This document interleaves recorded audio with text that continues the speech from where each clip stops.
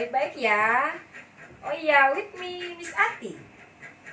Hari ini saya ingin menjelaskan mengenai bagaimana caranya membuat kalimat dalam bahasa Inggris, tentunya dalam tenses simple present tense.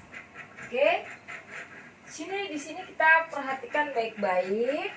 Tema yang hari ini akan saya bahas adalah how to make a sentence in the simple present tense. Oke, anak-anak. Contohnya, for example, di sini ada sedikit cerita, satu paragraf. Ya, mungkin adik-adik sudah ada yang paham ya. Kita lihat. Tom is my friend. Full stop. He is 10 years old. And then he has one brother. Full stop. Next, his name is Davin. And then Tom and I play football every Sunday. Nah, jika kita lihat seluruh kalimat di sini atau satu paragraf, yaitu nanti akan kita temukan contohnya is ada di sini, kemudian am ada di n-nya di sini tidak ada, tapi nanti termasuk dalam simple present tense ya. Kemudian ada are di sini juga tidak ada, tapi nanti masuknya ke dalam simple present tense ya. Kemudian ada satu kata kerja di sini yaitu play. Play di sini adalah verb one. Dimana jika kita ingin membuat kalimat dalam simple present tense, maka kita akan menggunakan verb one. Oke, lebih jelasnya lagi, contohnya Tom is my friends. Di sini telah tertera simple present tense rumusnya. Yang pertama adalah subject. Subject itu bisa nanti kita kategorikan seperti I, we, you, they, and then ada lagi she, kemudian ada lagi he. Ya, semua ini nanti tergabung dalam subjek, yaitu manusia atau bisa juga dengan hewan. Tapi di sini kita memberikan contohnya adalah manusia. Boleh nama orang, boleh dikata ganti nama orang, contohnya I, we, you, they ya. Kemudian next after subject we can use verb one, yaitu kata kerja pertama. Yang mana kata kerja pertama? Di sini play. Play kita masukkan kata kerja pertama. Ya. Kemudian objeknya mana? Objeknya yaitu football. Di sini ada objek football ya. Kita letakkan di sini. Kemudian ada pelengkap. Pelengkap dalam bahasa Inggrisnya itu kita sebut dengan complement. Di mana pelengkapnya? Di keterangan waktu, yaitu every Sunday, setiap minggu. Understand? I hope all understand. Oke, jika kita ingin berbicara dalam bahasa Inggris, if you guys want to speak in English every day, and then you must use the tenses. Oke, di sini kita akan memberikan lagi contoh selanjutnya. Yang kedua, he is 10 years old. Oke, sama-sama memiliki is. Di sini juga is. Ya, jadi kita menggunakannya ini. Dalam bahasa Inggris, is ini kita sebut dengan to be, yaitu kata kerja bantu. Apa fungsinya kata kerja bantu di sini? Fungsinya adalah jika dalam suatu kalimat tidak ada kata kerja pertama, maka kita harus menggunakan to be karena untuk mengganti posisi daripada verb one. Ya, contohnya Tom is my friend. Di sini tidak ada kata kerjanya ya, lihat ya. Verb satunya tidak ada. Jadi kita menggunakan to be. Nah, nanti cara bagaimana menggunakan to be dan verb one yaitu boleh catat dulu ya.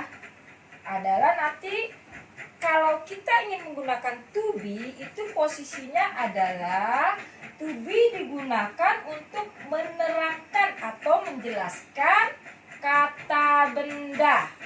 Nih, nanti di sini adalah noun. Ini dia ya. Oke, kemudian to be juga bisa menjelaskan kata keterangan.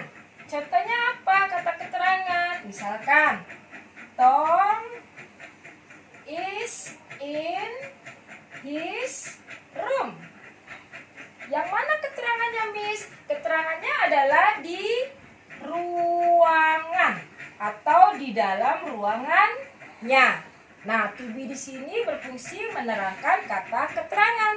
Kalau yang tadi menerangkan apa, Miss? Saya masih belum paham. For example, yang di sini Tom ini menjelaskan kata benda, yaitu Tom adalah temanku. Oke? Kemudian satu lagi penggunaan to be yang pas adalah menjelaskan kata sifat. Contohnya, Miss Ati is busy. Nah, oke? Di sini kita lihat ada to be. Kemudian yang mana, Miss, yang menjadi kata sifatnya? Which one? The adjective. Adjektifnya adalah this one. Kita tulis adjective. Understand so far? Oke. Saya ulangi sekali lagi. Dalam kalimat simple present tense, jika di dalam suatu kalimatnya itu tidak ada verb one, maka kita harus menggunakan to be. Posisinya atau fungsinya sebagai kata kerja bantu. Untuk apa saja to be-nya? Untuk menjelaskan kata keterangan tempat ya. In his room, adverb of place, keterangan tempat.